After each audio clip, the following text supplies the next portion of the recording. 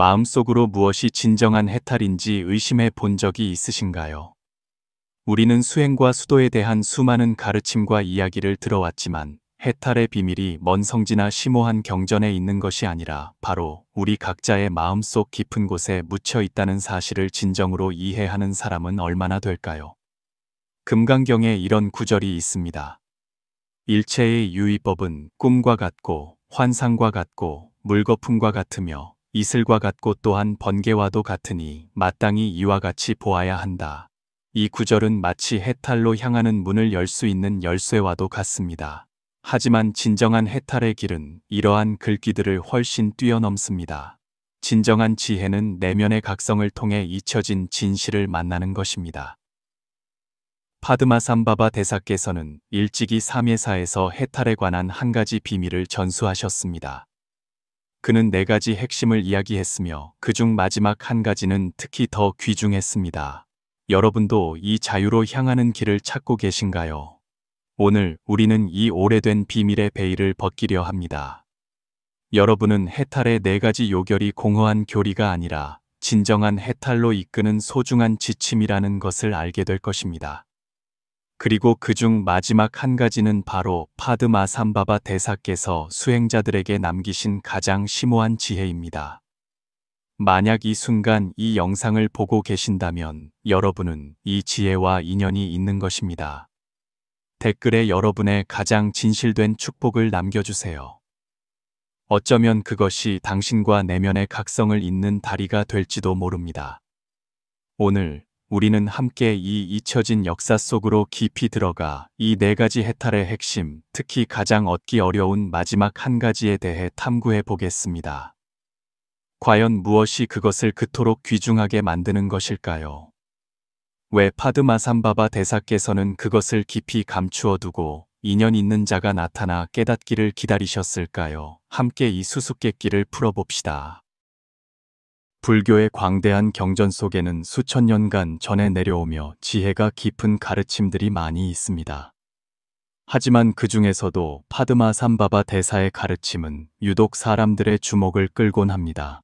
티베트 불교의 창시자 중 한 분으로 파드마삼바바 대사로 추앙받는 그의 가르침은 시공간의 속박을 뛰어넘었을 뿐만 아니라 수많은 수행자를 해탈의 피안으로 이끄는 심오한 지혜의 길을 담고 있습니다.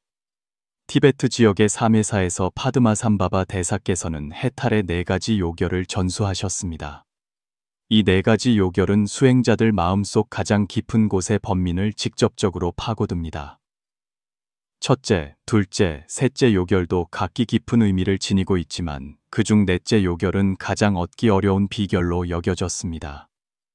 왜 이 한 가지 요결이 그토록 귀중하며 심지어 파드마삼바바 대사께서 직접 오랜 세월 동안 봉인해 두셨던 것일까요? 이 질문에 답하기 위해 우리는 먼저 불교의 근본 교리부터 이야기해야 합니다. 불교의 핵심은 공성과 연기에 대한 가르침입니다. 공성은 아무것도 없다는 뜻이 아니라 모든 사물에는 고정되고 독립적이며 영원한 존재가 없다는 것을 의미합니다.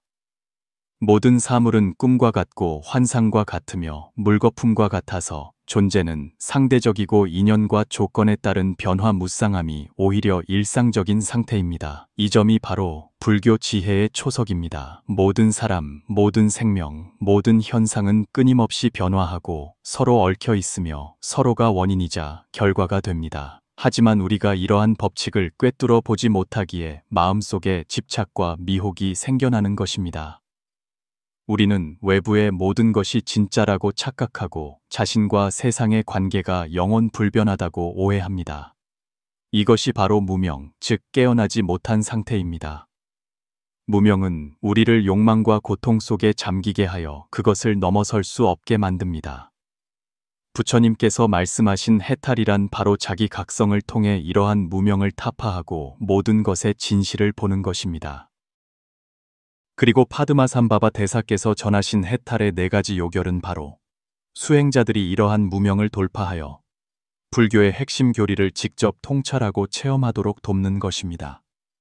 각각의 요결은 어떻게 마음 깊은 곳에서 공성의 지혜를 만져 고통에서 벗어나 진정한 해탈로 나아갈 수 있는지에 긴밀하게 연관되어 있습니다. 첫째, 계율을 지켜 청정함을 유지하는 것은 표면적으로는 간단해 보이지만 수행의 근본입니다. 계율을 지킴으로써 수행자는 단지 나쁜 행위를 피하는 것뿐만 아니라 마음의 청정함을 유지하고 내면의 더러움과 동요를 피하기 위함입니다.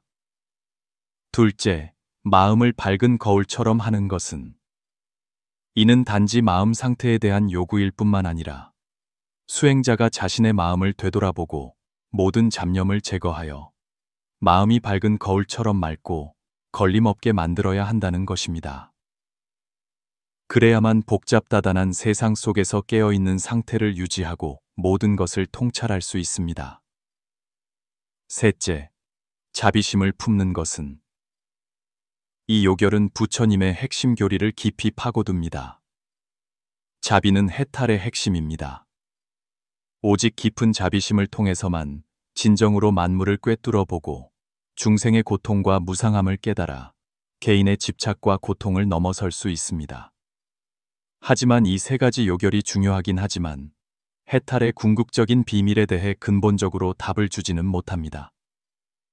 진정한 해탈은 외적인 행위나 마음 상태에만 있는 것이 아니라 마음 가장 깊은 곳의 각성과 지혜에 닿아야 합니다. 그리고 이것이 바로 파드마산바바 대사께서 마지막 요결을 전수하실 때 가리키고자 하셨던 방향입니다. 넷째 요결이 바로 이 점을 구현한 것입니다. 그것은 수행자가 마음속 가장 깊은 지혜를 열어 모든 표상을 초월하고 모든 존재의 본질을 통찰하도록 돕는 열쇠입니다. 오직 이 점을 진정으로 이해해야만 수행자는 비로소 안개 속에서 완전히 걸어나와 모든 사물의 진실을 볼 수 있으며 이 점이야말로 해탈의 궁극적인 진리입니다. 그렇다면 넷째 요결은 도대체 무엇일까요? 왜 그것이 가장 얻기 어려운 비밀로 여겨졌을까요? 그것은 과연 어떻게 우리를 진정한 해탈로 이끌 수 있을까요? 이 질문에 대해 여러분은 이미 추측하기 시작했을지도 모르지만 그 진정한 의미를 이해하기 위해서는 우리가 더욱 깊이 생각해 볼 필요가 있습니다. 구름 깊은 곳, 창양갸초라는 이름의 젊은 승려가 진리에 대한 갈망을 품고 지혜를 찾아 길을 떠났습니다. 그는 수많은 가르침을 듣고 여러 경전을 연구했지만 마음속에 항상 한 구석이 비어있는 듯한 느낌을 받았고 마치 해탈로 가는 문을 열 마지막 열쇠 하나가 부족한 것 같았습니다. 전설에 따르면 파드마산바바 대사께서 삼예사에서 해탈의 4가지 요결을 설파하셨는데 그중 마지막 한 가지는 더욱 얻기 어렵다고 했습니다. 이 집념을 품고 창양갸초는 사찰의 안락한 생활을 뒤로하고 직접 티베트 고원 깊은 곳으로 가서 답을 찾기로 결심했습니다. 그는 이 여정이 자신의 인생을 완전히 바꾸고 해탈의 진정한 의미를 깨닫게 해줄 것이라는 사실을 몰랐습니다. 그리고 이 마지막 요결은 놀랍게도 모든 수행자가 밖에서만 구하려 했지만 스스로는 알지 못했던 보물이었습니다.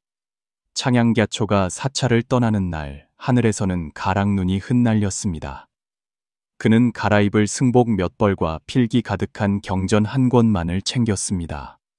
사찰의 주지 스님은 그에게 편지 한 통을 주며 삼해사에 도착하면 이 편지로 덕망 높은 노승을 만날 수 있을 것이라고 말했습니다. 창양갸초는 깊이 절을 하고 순례의 길에 올랐습니다. 티베트 고원의 모래바람은 뼈를 애는 듯했습니다. 길 위에서 그는 여러 성지로 향하는 다른 순례자들을 많이 만났습니다. 어떤 이들은 재앙을 막고 복을 빌기 위해, 어떤 이들은 선조의 유언을 이루기 위해 길을 나섰지만 창양갸초는 그를 수년간 괴롭혔던 문제, 즉 해탈의 진정한 의미가 무엇인지 알기 위해 길을 떠났습니다. 보름간의 고된 여정 끝에 창양갸초는 마침내 삼해사의 윤곽을 보았습니다. 티베트 불교 역사상 최초의 이 사찰은 장엄하고 웅장했으며 금빛 지붕은 햇빛 아래 반짝였습니다. 그는 가슴이 벅차올라 저도 모르게 발걸음이 빨라졌습니다. 사찰 안은 향불이 왕성했고 순례자들의 발길이 끊이지 않았습니다. 창양갸초는 사찰의 승려에게 그 편지를 보여주었고 곧 조용한 작은 뜰로 안내되었습니다. 잎들 안에서는 백발이 성성한 노승이 햇볕을 쬐고 있었는데 창양갸초가 찾아온 것을 보고 자애롭게 웃었습니다. 네가 올 줄 알았다. 노승이 말했습니다. 해탈의 4가지 요결 때문에 왔지, 그렇지? 창양갸초는 놀라 고개를 끄덕이며 노승이 어떻게 알았는지 의아해했습니다. 파드마삼바바 대사의 가르침을 많은 이들이 표면적인 뜻만 기억하고 가장 깊은 의미는 놓치고 있다. 노승은 창양갸초에게 자리를 권하며 말했습니다. 내가 앞에 3가지는 알려줄 수 있지만 마지막 1가지는 네가 스스로 답을 찾아야 한다. 그 후 며칠 동안 노승은 매일 창양갸초에게 앞에 3가지 요결을 설명해 주었습니다. 첫째는 계율을 지켜 청정함을 유지하는 것, 둘째는 마음을 고요히 하는 것, 셋째는 자비심을 품는 것이었습니다. 창양갸초는 열심히 기록하고 노승과 그 속의 깊은 뜻에 대해 자주 토론했습니다. 그럼 넷째 요결은 무엇입니까? 창양갸초가 자주 물었지만 노승은 언제나 신비롭게 미소 지으며 말했습니다. 그것은 내 곁에 있다. 다만 네가 그것을 볼 준비가 되지 않았을 뿐이다. 한 달 후 노승이 창양갸초에게 말했습니다.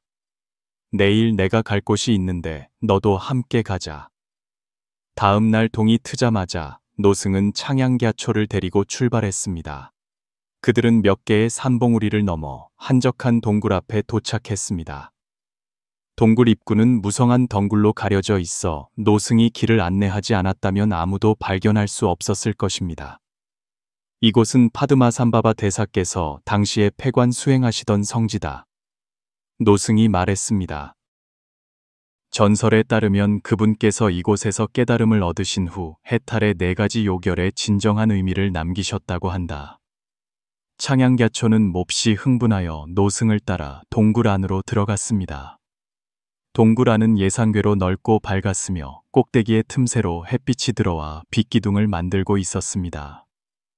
동굴 벽에는 경문과 그림들이 가득 새겨져 있었는데 이미 수천 년의 역사를 지닌 듯 보였습니다. 내가 앞에 3가지 요결은 이미 너에게 알려주었다.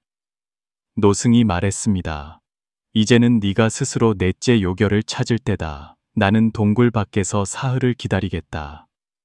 만약 네가 넷째 요결을 깨닫는다면 나와서 나를 찾고 깨닫지 못한다면 삼해사로 돌아가 계속 수행하거라. 말을 마친 노승은 동굴을 떠나 창양갸초 혼자 남겨두었습니다. 창양갸초는 주위를 둘러보았고 동굴 벽의 글자들이 난해하며 많은 부분이 이미 흐릿하다는 것을 발견했습니다. 그는 조용히 명상에 잠겨 그 안에서 계시를 얻기를 바랐습니다. 첫째 날이 지났지만 그는 아무것도 얻지 못했습니다. 둘째 날, 그는 그 그림들을 해독하려 했지만 여전히 실마리를 찾지 못했습니다.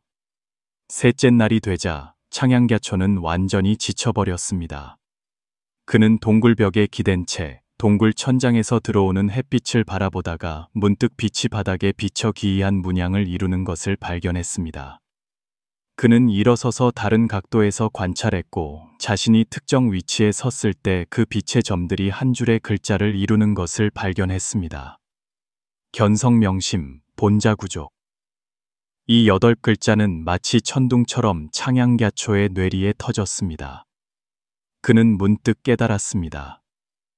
해탈은 밖에서 구하는 것이 아니라 모든 사람에게 본래 갖추어져 있는 것이었습니다. 그는 줄곧 밖에서 법을 구했지만 자신에게 본래 갖추어진 불성을 간과했던 것입니다. 넷째 요결은 바로 해탈이 자기 마음속에 있다는 것을 인식하는 것이었습니다. 벅찬 마음을 안고 창양갸초는 동굴을 나섰습니다. 노승은 큰 바위 위에 좌정하고 그를 기다리고 있었습니다. 깨달았습니다. 창양갸초가 말했습니다. 넷째 요결은 견성명심, 본자구족입니다. 해탈은 먼 곳에 있는 것이 아니라 우리 각자의 마음 속에 있습니다. 노승은 만족스럽게 고개를 끄덕였습니다. 그렇다. 이것이 바로 파드마삼바바 대사께서 말씀하신 마지막 요결이며 가장 얻기 어려운 한 가지다. 많은 수행자들이 평생 외적인 해탈의 지도를 추구하지만 진정한 해탈이 자기 마음 속에 있다는 것을 알지 못한다. 삼해사로 돌아온 후 노승은 창양갸초에게 사찰에 머물며 이 네 가지 요결의 진정한 의미를 더욱 깊이 깨닫도록 권했습니다. 창양갸초는 기쁘게 동의했습니다. 그러나 평온한 수행 생활은 곧 깨졌습니다. 어느 날 한 무리의 광운이 사찰에 들이닥쳐 반역분자를 체포하라는 명을 받았다고 말했습니다. 창양갸초는 경당에서 경전을 외우고 있다가 밖에 소란스러운 소리를 듣고 나왔는데 관군에게 반역분자의 동료로 오인도하여 그 자리에서 묶여 끌려갔습니다. 창양갸초는 100마디 말로도 해명할 수 없었고 3회사에서 수십 리 떨어진 군영으로 압송되었습니다. 그곳에는 반역 혐의로 기소된 수십 명의 승려와 민중이 갇혀 있었습니다. 그들은 모두 지방 관리를 겨냥한 모반 행동에 가담했다는 혐의를 받았지만 대부분은 전혀 모르는 일이었습니다. 어둡고 축축한 감옥에서 창양갸초는 돌마라는 이름의 젊은 여성을 만났습니다. 그녀는 현지 부유한 상인의 딸로 몇몇 망명 승려를 후원했다는 이유로 연루되었습니다. 돌마는 성격이 굳세어 이런 열악한 환경 속에서도 다른 수감자들을 위로하는 것을 잊지 않았습니다. 당신에 대해 들었어요. 돌마가 창양갸초에게 말했습니다. 3회사에서 파드마산바바 대사의 해탈 4가지 요결을 찾던 창양갸초 스님 맞죠? 제 아버지가 예전에 스님 사찰의 중수 공사를 후원하셨어요. 창양갸초는 고개를 끄덕이며 자신의 명성이 여기까지 전해진 것에 조금 놀랐습니다. 마지막 요결을 찾으셨나요? 돌마가 호기심 어린 눈으로 물었습니다. 창양갸초는 잠시 망설이다가 대답했습니다. 찾았습니다. 하지만 지금 보니 아직 그 의미를 제대로 이해하지 못한 것 같습니다. 돌마가 웃었습니다. 어쩌면 이것이 바로 당신이 배워야 할 다음 수업일지도 모르겠네요. 그 후 며칠 동안 창양갸초와 돌마는 감옥의 정신적 지주가 되었습니다. 한 사람은 불법을 전수하고 다른 한 사람은 병약한 수감자들을 돌보며 절망 속에서 희망의 빛을 밝혔습니다. 한 달 후 전염병이 군영을 휩쓸었습니다. 많은 군인과 수감자가 병에 걸렸고 사망자 수는 계속해서 늘어났습니다. 군영의 장관은 속수무책이었고 심지어 질병 확산을 막기 위해 병자들을 모두 처형하는 것까지 고려하기 시작했습니다. 바로 이 위급한 순간에 창양갸초가 나섰습니다. 저는 사찰에서 의술을 좀 배웠습니다. 그가 장관에게 말했습니다. 제가 환자들을 치료해 보도록 허락해 주십시오. 장관은 처음에는 믿지 않았지만 다른 방도가 없는 상황에서 결국 창양갸초의 요청을 승낙했습니다. 창양갸초는 사찰에서 배운 약초 지식을 이용해 약을 조제하기 시작했습니다.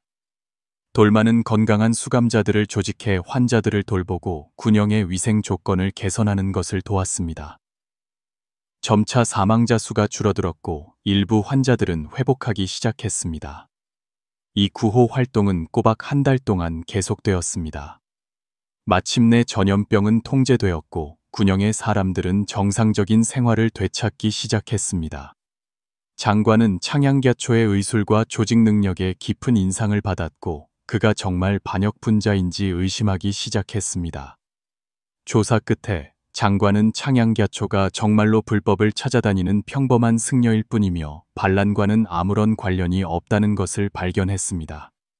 그리하여 그는 창양갸초와 다른 억울하게 구금된 사람들을 석방하기로 결정했습니다. 자유를 되찾은 날 돌마가 창양갸초에게 말했습니다. 당신이 우리 모두를 구했어요. 이것이야말로 자비심을 품는 것에 가장 좋은 구현이 아닐까요? 창양갸초는 고개를 저었습니다. 저는 단지 해야 할 일을 했을 뿐입니다. 정말로 모두를 구한 것은 우리 공동의 노력과 신념입니다. 작별할 때 돌마는 창양갸초에게 옥패 하나를 주며 집안 대대로 내려오는 물건이니 창양갸초의 평안을 지켜주길 바란다고 말했습니다.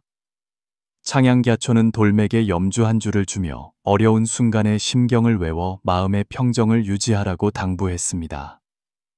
3회사로 돌아온 후 창양갸초는 노승이 이미 입적했다는 것을 알게 되었습니다. 사찰의 승려들은 그에게 노승이 임종 전에 편지 한 통을 남겼다고 전해 주었습니다. 창양갸초가 편지를 열자 종이 위에는 이렇게 쓰여 있었습니다. 너는 이제 넷째 요결을 진정으로 이해하기 시작했다. 너의 수행 길을 계속 나아가거라. 하지만 잊지 마라. 진정한 해탈은 경전 위에 있지도 높은 산 위에 있지도 않고 네가 중생과 마주하는 모든 만남 속에 있다. 편지를 다 읽은 창양갸초는 눈물을 흘렸습니다. 그는 마침내 노승이 줄곧 실제 경험을 통해 그 마지막 요결의 진정한 의미를 깨닫도록 이끌어왔다는 것을 깨달았습니다. 그 후 몇 년 동안 창양갸초는 삼예사에서 계속 수행하면서 법을 구하러 오는 신도들을 맞이하기 시작했습니다. 그의 가르침은 경전에 얽매이지 않고 실제 생활과 결합하여 사람들이 일상 속에서 해탈의 길을 찾도록 도왔습니다. 어느 날 한 젊은 순례자가 그에게 물었습니다. 존경하는 스님께서 파드마삼바바 대사의 해탈 4가지 요결, 특히 가장 얻기 어려운 넷째 요결을 아신다고 들었습니다. 부디 제게 알려주실 수 있겠습니까? 창양갸초는 미소를 지으며 말했습니다. 첫째는 계율을 지켜 청정함을 유지하는 것이고, 둘째는 마음을 밝은 거울처럼 하는 것이며, 셋째는 자비심을 품는 것입니다. 이 3가지는 경전에서 찾을 수 있습니다. 그는 잠시 말을 멈춘 후 계속했습니다. 넷째는 견성명심, 본자구족입니다. 이는 해탈이 먼 곳에 있는 것이 아니라 당신의 마음속에 있다는 뜻입니다. 모든 사람은 본래 불성을 갖추고 있지만 단지 세속의 안개에 가려져 있을 뿐입니다. 진정한 수행은 밖에서 무언가를 구하는 것이 아니라 안으로 깨어나 당신이 본래 부처가 될 가능성을 갖추고 있다는 것을 인식하는 것입니다. 젊은 순례자는 알 듯 모를 듯 고개를 끄덕였습니다. 창양갸초는 다시 말했습니다. 하지만 이것을 아는 것만으로는 부족합니다. 당신은 반드시 자신의 경험을 통해 그 의미를 진정으로 이해해야 합니다. 가서 살아가십시오. 희로애락을 체험하고 비바람과 눈보라를 겪으며 중생과의 만남 속에서 당신은 점차 이 마지막 요결의 진정한 의미를 깨닫게 될 것입니다. 순례자는 감사하며 절을 하고 떠나려 했습니다. 그때 창양갸초는 문득 무언가 생각난 듯 그를 불러 세웠습니다. 잠깐만요. 줄 것이 있습니다. 그는 품에서 돌마가 선물한 옥패를 꺼내 순례자에게 건넸습니다. 이것을 지니세요.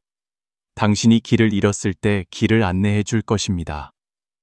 순례자는 옥패를 받고 감동하여 말을 잇지 못했습니다. 순례자를 보낸 후 창양갸초는 사찰 높은 곳에 서서 멀리 보이는 설산을 바라보았습니다. 그는 자신의 구도 여정을 떠올렸고 동굴에서의 깨달음을, 감옥에서의 구호를, 돌마의 미소를 생각했습니다. 이 모든 경험이 그가 마지막 요결을 이해하는 계단이었습니다. 몇 년 후 돌마가 어린 사내아이를 데리고 삼해사에 왔습니다. 그녀는 이미 결혼하여 자식을 낳고 평온한 삶을 살고 있었습니다. 창양갸초를 보자 그녀는 감격하여 말했습니다. 스님의 가르침 덕분에 제 인생에서 가장 힘든 시기를 넘겼습니다. 이제 아이를 데리고 은인께 인사드리러 왔고 이 아이도 스님의 지도를 받을 수 있기를 바랍니다. 창양갸초는 호기심 어린 눈으로 주위를 둘러보는 어린아이를 보며 마음속에서 기묘한 감정이 솟아나는 것을 느꼈습니다. 그는 문득 이것이 바로 노승이 말했던 중생과의 모든 만남일지도 모른다고 깨달았습니다. 다른 사람을 가르치는 과정에서 자신 또한 끊임없이 성장하고 깨닫고 있었던 것입니다. 그날 밤 창양갸초는 명상 중에 자신의 일생을 되돌아보았습니다. 처음에는 경전 지식에 집착했던 것부터 후에는 실천을 통해 깨닫게 된 것까지 밖에서 해탈의 길을 찾던 것에서 해탈이 자신의 마음속에 있음을 인식하게 된 것까지 개인적인 수행에서 다른 사람들이 내면의 평온을 찾도록 돕는 것까지 한 걸음 한 걸음 걸어오면서 그는 마침내 파드마삼바바 대사께서 말씀하신 해탈의 4가지 요결, 특히 그 마지막인 견성명심, 본자구족을 진정으로 이해하게 되었습니다. 나이가 들면서 창양갸초의 명성은 더욱 커졌고 법을 구하러 오는 사람들이 끊이지 않았습니다. 하지만 그는 시종일관 겸손함을 유지하며 다양한 사람들과의 교류를 통해 불법에 대한 자신의 이해를 끊임없이 심화시켰습니다. 창양갸초가 60살이 되던 해 그는 자신의 인생을 바꾼 그 동굴로 다시 가서 홀로 폐관 수행하기로 결심했습니다. 이번에는 무언가를 찾기 위함이 아니라 근원으로 돌아가 침묵 속에서 내면에 본래 갖추어진 불성을 체험하기 위함이었습니다. 폐관 기간 동안 창양갸초는 해탈 사욕 열상해라는 저서를 집필하여 파드마삼바바 대사의 가르침에 대한 자신의 이해와 실천 체험을 상세히 서술했습니다. 이 저서는 후에 티베트 불교의 중요한 전적이 되어 수많은 후대 수행자들에게 영향을 미쳤습니다. 1년 후 창양갸초는 관을 나왔습니다.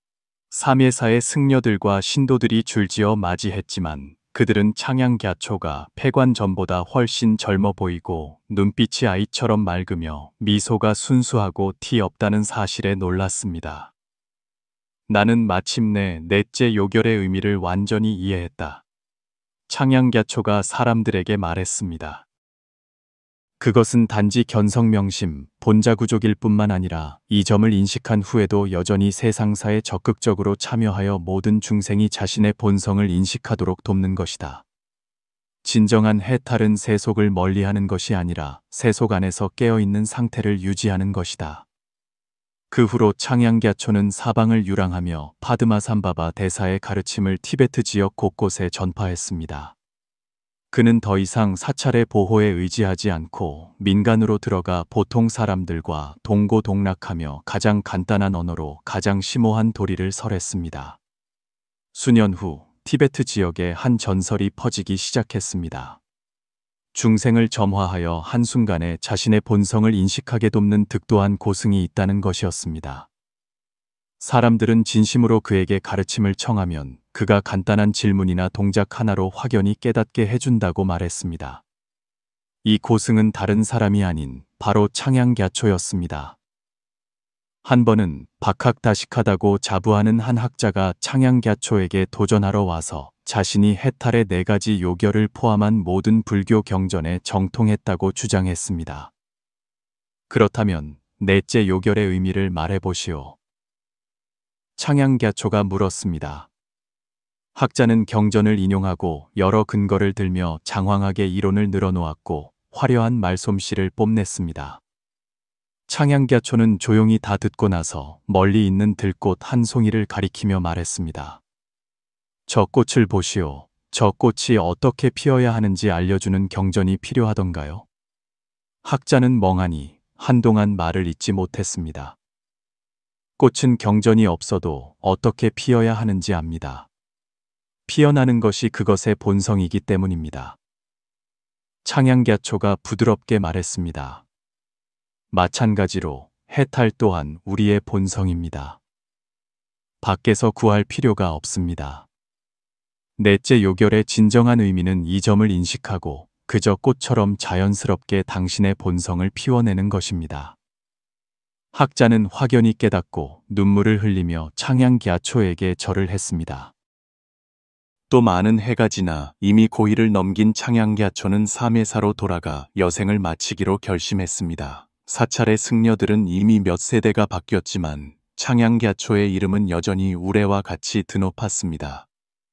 그들은 이 전설적인 고승을 열렬히 환영하며 그를 위해 가장 좋은 방사를 마련했습니다. 생의 마지막 몇 년 동안 창양갸초는 자신의 모든 심득을 글로 정리하고 직접 몇몇 뛰어난 제자들을 길러내어 법맥을 잇게 했습니다. 그는 제자들에게 자주 말했습니다.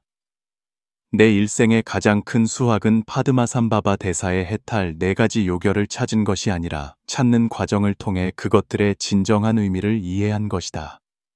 창양갸초가 입적하던 날 삼예사 상공에는 기이한 무지개가 나타나 꼬박 7일 동안 사라지지 않았습니다.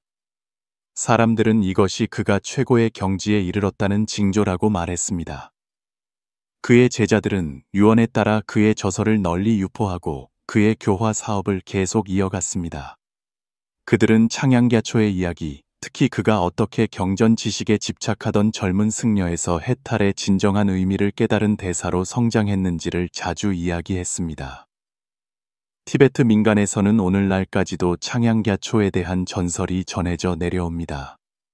사람들은 마음이 가장 혼란스러울 때 진심으로 그의 이름을 부르면 신비한 인도를 느낄 수 있고 마음 깊은 곳에 본래 갖추어진 불성을 꿰뚫어 보게 된다고 말합니다. 그리고 창양갸초의 깨달음을 지켜본 그 동굴은 성지가 되어 매년 수많은 순례자들이 찾아와 참배합니다. 동굴 벽에 새겨진 그 8글자 견성명심 본자구족은 한 위대한 수행자의 정신적 여정을 증명하며 또한 모든 구도자에게 진정한 해탈은 결코 먼 곳에 있지 않고 바로 자신의 마음속에 있다는 것을 일깨워 줍니다. 창양갸초의 일생은 우리에게 해탈의 4가지 요결 중 가장 얻기 어려운 넷째 요결이 바로 모든 사람이 본래 해탈의 가능성을 갖추고 있다는 것을 인식하는 것임을 알려줍니다. 수행은 새로운 무언가를 얻는 것이 아니라 본성을 가리는 먼지를 제거하여 내면의 빛이 자연스럽게 드러나게 하는 것입니다. 바로 파드마삼바바 대사께서 말씀하신 것처럼 견성명심, 본자구족입니다. 파드마삼바바 대사께서 전수하신 해탈의 4가지 요결은 각각이 심오하고 개발적입니다. 이 중에서 앞에 3가지 요결은 간단해 보이지만 실제로는 엄청난 지혜를 담고 있습니다. 그것들은 단지 수행자의 행동 준칙이 아니라 내면의 해탈로 가는 달입니다. 우리가 오늘 탐구하고자 하는 것은 바로 이 3가지 요결의 깊은 의미입니다. 첫째, 계율을 지켜 청정함을 유지하는 것. 계율을 지켜 청정함을 유지하는 것은 해탈의 기초입니다. 우리는 종종 계율이라는 단어를 들으면 그것이 자유를 제한하는 속박이라고 느낄 수 있습니다. 하지만 불법에서 계율의 의미는 그와는 거리가 멉니다. 계율을 지키는 것은 단지 외적인 세계에서 일련의 규칙을 따르는 것이 아니라 계율을 통해 우리의 마음을 정화하는 것입니다. 오직 마음속에 욕망과 잡념이 없을 때 계율을 지키는 행위가 청정함으로 나아갈 수 있으며 수행자는 소란스러운 세상 속에서 평온을 유지할 수 있습니다. 부처님께서 말씀하셨듯이 마음이 모든 법의 근본이며 마음에서 모든 법이 생겨납니다. 만약 우리 마음이 욕망과 잡념에 지배당한다면 외부 환경이 어떻든 진정한 평온과 청정함에 이르기 어렵습니다. 계율을 지키는 것은 우리 마음의 혼란과 미혹을 제거하고 우리를 길 잃게 할 수 있는 모든 유혹을 없애도록 돕습니다. 그것은 우리가 외부 사물에 더 이상 집착하지 않고 순간의 욕망에 이끌리지 않으며 더욱 깨어있고 이성적인 방식으로 세상을 마주하게 합니다. 하지만 이 요결은 단지 계율을 어기지 않는 차원에 머물지 않습니다.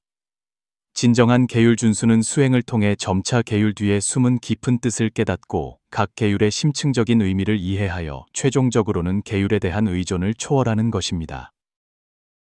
그것은 외적인 행동 규범에서 내면의 깊은 자각으로 최종적으로는 계율을 자각적인 지혜로 내면화하는 과정입니다.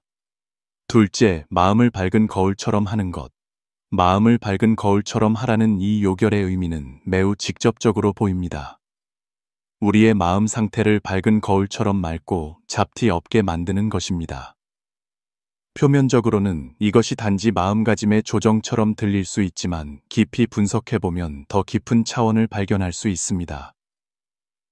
밝은 거울은 모든 것을 비추지만 어떠한 부가물도 담지 않습니다. 그것은 더하지도 배척하지도 않고 단지 순수하게 반영할 뿐입니다. 불교 교리에서는 공성을 이야기하는데 모든 사물에는 고정된 자성이 없으며 모두 인연에 따라 생겨나고 인연에 따라 소멸합니다. 한 사람의 마음이 만약 밝은 거울처럼 아무런 장애가 없다면 외부 세계든 내면의 파동이든 모든 진실을 반영할 수 있습니다. 오직 그래야만 모든 것을 통찰할 수 있습니다. 마음을 밝은 거울처럼 하는 수행은 단지 잡념을 제거하고 불필요한 번뇌를 없애는 것뿐만 아니라 그것은 더욱 깊은 자기 성찰입니다. 당신이 자신의 내면을 관찰할 때 당신은 더 이상 감정에 좌우되지 않고 외부 사물에 미혹되지 않으며 자신의 내면 동기와 행동을 명확하게 볼 수 있습니다. 당신은 내면의 모든 번뇌가 자기 마음 상태의 투영임을 이해하기 시작합니다. 당신이 이것들을 명확히 볼 수 있게 되면 내면의 고통을 쉽게 제거하고 진정한 자유에 도달할 수 있습니다. 그러나 마음을 밝은 거울처럼 유지하는 것은 하루아침에 이루어지지 않습니다. 그것은 수행자가 끊임없이 자신을 성찰하고 모든 상황에서 깨어있는 상태를 유지하며 항상 거울처럼 내면의 진실을 반영하고 외부의 동요에 흔들리지 않을 것을 요구합니다. 그것은 내면과 외면을 초월하는 지혜이며 혼란스러운 거울면을 통해 사물의 본질을 보는 힘입니다. 셋째, 자비심을 품는 것. 우리가 자비에 대해 이야기할 때 많은 사람들은 아마도 선량함과 관용을 떠올릴 것입니다. 하지만 불법에서 자비의 깊이는 이러한 표면적인 의미를 훨씬 뛰어넘습니다. 자비는 모든 분별심을 초월한 마음가짐이며 모든 중생에 대한 깊은 관심과 헤아림입니다. 그것은 단지 친척이나 친구에 대한 사랑이 아니라 모든 생명에 대한 사심 없는 헌신입니다. 불교에서는 종종 대비를 품고 소비를 마음에 둔다고 말합니다. 대비는 단순한 동정이나 연민이 아니라 모든 종류, 계급, 국경을 초월하는 보편적인 관심입니다. 당신이 적이든 친구이든 고통과 기쁨은 자비의 품 안에서 평등하게 대우받을 것입니다. 자비심을 품는 것은 수행자에게 타인을 사랑할 뿐만 아니라 마음 깊은 곳에서 타인의 고통을 체험할 것을 요구합니다. 이러한 관심은 단지 타인에게 도움을 주는 것에 그치지 않고 더 나아가 자신과 타인, 그리고 자신과 세상 사이의 상호 의존 관계를 명확히 보도록 돕는 데 있습니다. 우리의 모든 고통은 인연으로 인해 생겨납니다. 우리가 자비심을 품고 타인을 이해하고 관심을 가질 때 내면의 이기심과 편협함은 점차 사라지고 그 자리를 대신하는 것은 세상과 만물에 대한 깊은 감지와 사심 없는 헌신입니다. 자비는 또한 개인의 고통을 초월하는 지혜입니다. 당신이 진정으로 자비를 이해하게 되면 타인을 돕는 것이 곧 자신을 돕는 것이고 타인을 해탈시키는 것이 곧 자신을 해탈시키는 것임을 발견하게 될 것입니다. 우리가 어떤 상황에 처해 있든 만약 마음속에 항상 자비를 품고 있다면 우리는 내면의 평안과 힘을 얻을 수 있습니다. 우리가 파드마삼바바 대사께서 전하신 넷째 요결을 깊이 탐구할 때 그가 담고 있는 지혜가 단지 수행의 최종 답안이 아니라 모든 표상을 초월하는 궁극적인 각성이라는 점을 인식해야 합니다. 셋째, 자비심을 품는 것은 우리가 중생에 대한 사랑 속에서 깨닫게 하지만 넷째는 직접적으로 마음 깊은 곳의 해탈을 가리키며 그것은 하나의 각성이자 내면의 명료함입니다. 넷째, 견성명심, 본자구족. 이 요결은 짧지만 심오하여 마치 모든 불교 지혜의 집합점과도 같습니다. 많은 사람들이 수행 과정에서 종종 외적인 성취와 해탈을 추구하거나 경전 학습과 수행 기법에 몰두합니다. 그러나 진정한 해탈은 외적인 추구에 있는 것이 아니라 내면의 각성에 있습니다. 견성명심은 자신의 본성을 명확히 보고 외부의 먼지와 무명을 꿰뚫어 내면의 청정함과 지혜에 직접 도달하는 것을 의미합니다. 우리는 종종 견성이 자신의 근원을 발견하는 것이라고 말하는데 이 근원은 더러움 없고 사랑 없고 무지 없는 불성입니다. 외부 세계가 어떻게 변하든 내면의 청정함과 지혜는 항상 존재하지만 우리는 겹겹의 안개에 가려져 그것을 알아차리지 못했을 뿐입니다. 본자구족은 이 요결의 핵심입니다. 그 뜻은 모든 사람이 태어날 때부터 해탈의 씨앗을 갖추고 있으며 불성은 본래 모든 사람의 마음속에 존재한다는 것입니다. 우리가 이 점을 느끼지 못하는 이유는 무명, 집착, 그리고 외부의 욕망에 가려져 자신의 내면의 빛을 깨닫지 못했기 때문입니다. 우리가 해탈을 추구하는 것은 종종 외부적인 방식을 통해 도달하려는 시도이지만 해탈의 진정한 의미는 외부에서 구하는 것이 아니라 내면의 각성을 통해 자신이 본래 모든 것을 갖추고 있음을 발견하는 것입니다. 이 요결의 깊은 의미는 바로 해탈이 외적인 어떤 신비한 힘이 아니라 자신의 마음의 깨달음을 통해 내면의 지혜를 인식하는 것임을 우리에게 일깨워 줍니다. 파드마삼바바 대사께서 이 요결을 전수하실 때 실제로는 수행자들에게 당신의 모든 고통과 방황은 당신이 자신의 진정한 모습을 보지 못했기 때문이라고 말씀하시는 것입니다. 당신이 모든 허망함을 꿰뚫어 자신의 불성을 인식할 수 있을 때 당신은 진정한 자유를 얻을 수 있습니다. 견성명심과 불교의 공성, 이 점은 불교의 공성 교리에서 극치로 구현됩니다. 공성은 아무것도 없음을 의미하는 것이 아니라 모든 사물의 존재가 상호 의존적이며 독립적으로 존재할 수 없음을 의미합니다. 우리의 마음, 우리의 의식 또한 고립된 것이 아니라 그것들은 전체 우주, 모든 생명과 긴밀하게 연결되어 있습니다. 당신이 이 점을 깨달았을 때 더 이상 자아와 타자의 대립에 집착하지 않고 여러 가지 분별과 경계에 빠지지 않게 됩니다. 견성은 이 모든 것의 본질을 보는 것이며 모든 사람의 불성과 무상함을 보는 것입니다. 당신이 이 점을 이해했을 때 당신은 더 이상 외부 사물에 구애받지 않게 됩니다. 왜냐하면 당신은 모든 것이 인연에 따라 생겨나고 인연에 따라 소멸함을 알기 때문입니다. 고통이든 즐거움이든 모두 꿈과 환상 같은 존재이며 최종적으로는 공성으로 돌아갑니다. 본자구족의 해석. 불교에서의 본자구족은 우리의 불성이 본래 갖추어져 있으며 외부의 수행 기법을 통해 얻을 필요가 없음을 의미합니다. 우리의 모든 번뇌와 고통은 우리가 이 점을 인식하지 못하기 때문에 생겨나며 그래서 외부 사물에 집착하고 허황된 만족을 추구하게 됩니다. 실제로는 내면의 평온과 해탈은 항상 그 자리에 있었지만 우리가 알아차리지 못했을 뿐입니다. 이 점은 견성명심과 긴밀하게 관련되어 있습니다. 우리 내면의 불성은 추구해야 할 외적인 목표가 아니라 우리 본래의 본성입니다. 우리가 안개 속에서 깨어나 이 존재를 알아차렸을 때 우리는 자신이 이미 모든 고통을 초월할 능력을 갖추고 있음을 발견하게 될 것입니다. 불성은 바로 우리가 생사를 초월하고 번뇌를 해탈하는 근원입니다. 파드마삼바바 대사의 이 요결은 실제로는 우리에게 모든 수행과 노력이 외부에서 무언가를 얻기 위함이 아니라 내부에서 깨어나 그 순수하고 밝은 본성으로 회복하기 위함임을 계시하고 있습니다. 오직 이 점을 알아차려야만 해탈의 문이 진정으로 우리에게 열릴 것입니다. 왜 이 요결이 그토록 귀중한가?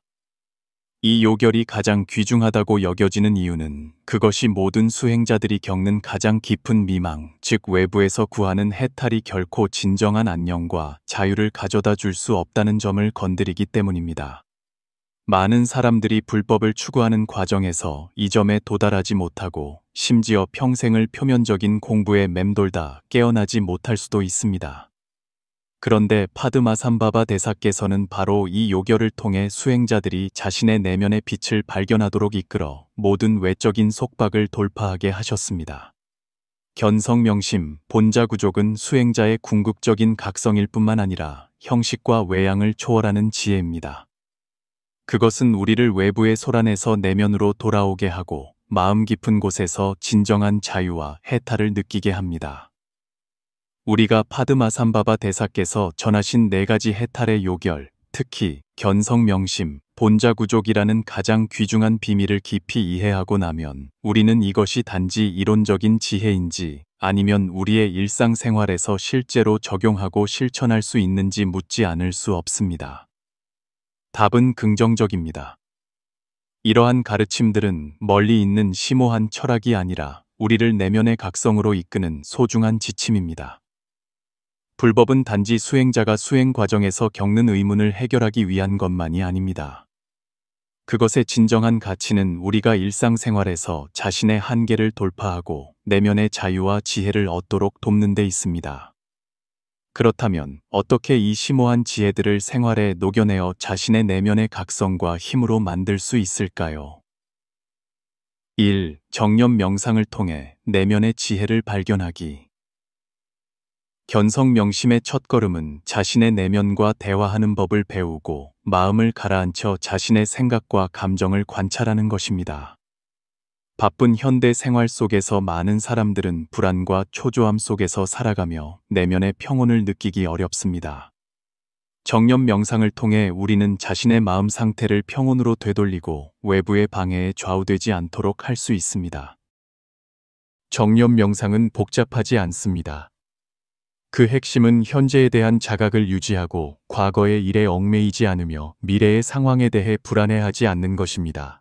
당신이 눈을 감고 자신의 호흡에 집중할 때 당신은 내면의 진실에 닿기 시작합니다. 이러한 명상 실천은 당신이 자신의 내면의 동요와 집착을 명확히 보고 점차 이러한 무명과 미혹을 제거하여 명심의 경지에 도달하도록 도울 수 있습니다. 2. 집착을 내려놓는 것이 해탈의 시작점. 우리는 종종 사물에 대한 집착으로 괴로워합니다. 개인적인 성취에 대한 갈망이든 외부의 인정과 추구이든 말입니다. 파드마삼바바 대사의 지혜는 우리에게 본자구조, 즉 당신은 외부에서 구할 필요가 없다고 말합니다. 해탈의 진정한 의미는 우리를 이러한 허황된 집착에서 벗어나게 하여 내면의 본질로 돌아가게 하는 것입니다. 일상생활에서 자신이 언제 특정 대상에 대해 집착하기 시작하는지 관찰해 보십시오. 예를 들어 타인의 시선을 과도하게 신경 쓰거나 물질적인 것을 추구하는 것 등입니다. 이러한 집착들은 종종 우리 마음을 불안과 불만 상태에 놓이게 합니다. 반성과 자각적인 내려놓음을 통해 우리는 가볍고 자유로운 상태를 경험할 수 있고 나아가 내면의 불성에 점차 닿을 수 있습니다. 3. 자비와 관용, 수행의 힘. 자비심을 품는 것은 단지 이론상의 선의가 아니라 행동을 통해 구현되어야 합니다. 일상생활에서 우리는 종종 우리를 화나게 하거나 불만스럽게 하는 사람이나 일을 마주하게 됩니다. 이때 수행자의 자비심은 가장 중요한 실천 중 하나입니다. 자비는 불공정에 대한 용납이 아니라 다른 사람의 내면의 고통을 보고 그들의 무명을 이해하며 관용과 이해의 마음으로 마주하는 것입니다. 예를 들어 갈등이나 다툼에 직면했을 때 잠시 멈추고 상대방의 공영을 생각하고 그들의 감정을 이해하려 노력하며 서둘러 반박하거나 평가하지 않는 것입니다. 이러한 방식을 통해 당신은 자신의 내면의 평온을 유지할 수 있을 뿐만 아니라 자비로운 마음으로 불필요한 대립과 분쟁을 해소할 수 있습니다. 이러한 실천은 자신의 수행 심화에 도움이 될 뿐만 아니라 주변 사람들이 따뜻함과 이해를 얻도록 도울 수 있습니다. 4. 자기 성찰을 통해 자신의 진정한 모습을 인식하기. 견성 명심의 과정은 결국 자신의 마음을 되돌아보는 법을 배우는 것입니다. 당신은 매일의 자기 성찰을 통해 자신의 감정, 행동, 사고 패턴을 관찰할 수 있습니다. 불안, 분노 또는 혼란을 느낄 때마다 마음을 가라앉히고 스스로에게 물어보십시오. 이 감정들은 어디에서 오는가? 그것들은 진짜인가? 내가 외부 사물에 통제당하고 있는가? 이러한 자기 성찰을 통해 당신은 점차 자신의 내면의 진정한 동기를 인식하고 모든 고통과 번뇌가 종종 내면의 집착과 무명에서 비롯된다는 것을 이해하게 될 것입니다. 시간이 지남에 따라 이러한 자기 자각은 당신을 본자구족의 지혜에 더욱 가깝게 만들 것이며 내면의 평온과 해탈이 점차 나타날 것입니다. 5. 무상을 받아들이고 변화의 법칙에 순응하기. 불교는 무상, 즉 모든 사물이 끊임없이 변화하는 상태에 있다고 가르칩니다.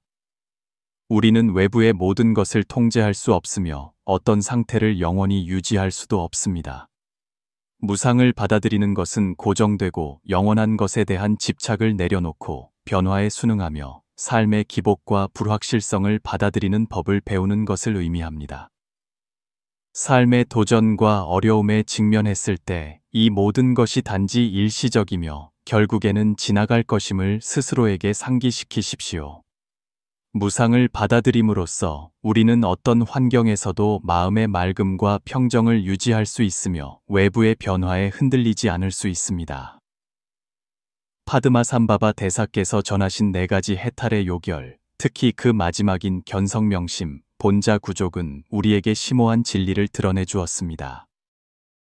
해탈은 결코 멀리 있지 않으며 우리가 추구하는 불성, 지혜, 그리고 자유는 이미 우리 마음 깊은 곳에 있다는 것입니다. 그것은 외부를 향해 찾아가야 할 길이 아니라 우리가 집착을 내려놓고 안개를 걷어내며 내면의 각성에 닿아야 하는 과정입니다. 우리는 종종 외부 세계에서 길을 잃고 명예와 이익, 인정과 같은 것을 추구하며 이것들이 진정한 만족과 해탈을 가져다 줄 것이라고 믿습니다. 그러나 파드마삼바바 대사께서 말씀하셨듯이 해탈은 먼 곳에 있지 않습니다. 그것은 바로 우리 자신의 마음 속에 있습니다. 모든 사람은 본래 불성을 갖추고 있지만 무명에 가려져 그 본래 갖추어진 빛을 알아차리지 못했을 뿐입니다. 오늘 우리는 함께 이 지혜의 여정을 걸어왔습니다. 당신은 내면의 충격과 영감을 느끼셨나요? 진정한 자유가 원래 외부에서 얻는 것이 아니라 자신의 내면의 각성에서 얻는 것임을 깨닫기 시작하셨나요? 만약 여전히 혼란스럽다면 자신에게로 돌아가 조용히 명상하고 자아를 성찰하며 점차 그 가장 진실된 자신에게 다가가 보십시오. 파드마삼바바 대사께서 가르치신 것처럼 견성명심, 본자구족입니다. 당신이 계속 나아가는 길 위에서 이 점을 기억하십시오. 해탈의 열쇠는 이미 당신 손에 있습니다. 당신은 단지 모든 외적인 속박을 내려놓고 안으로 깨어나기만 하면 그 진정한 자유로 향하는 문을 열 수 있습니다. 오늘 영상에서 영감을 얻으셨다면 댓글로 당신의 생각과 깨달음을 공유해 주세요. 당신은 파드마삼바바 대사의 가르침을 어떻게 이해하시나요? 함께 토론하고 함께 탐구하며 이 지혜가 우리 삶 속에서 이어지고 성장하게 합시다.